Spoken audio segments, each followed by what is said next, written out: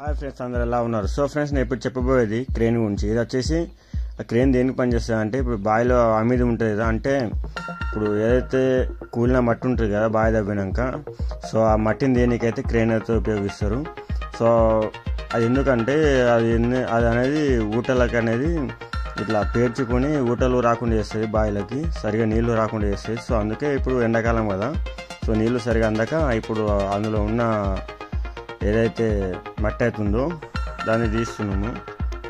So అలా తీసి మనమైతే అలా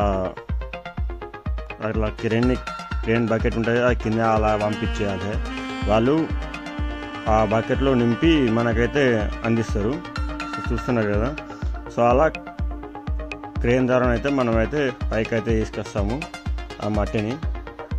చూడండి మీరే.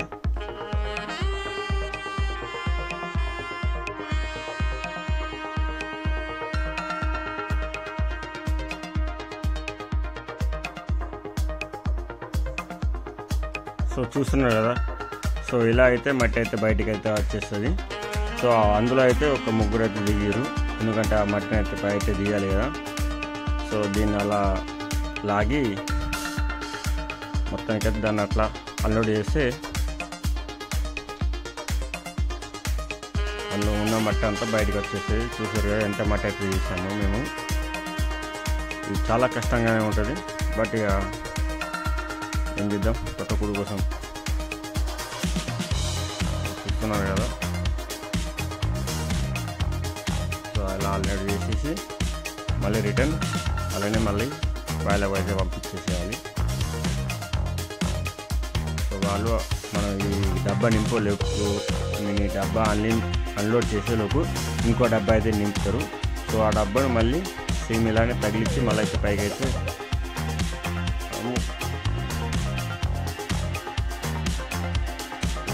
రుబ్బాలి. ఆ రుబ్బాతో అలా బావిలో మాత్రం అలా డబ్బాను అయితే ఇస్తారు. వెళ్ళిపోతుంది. చూస్తున్నారు కదా.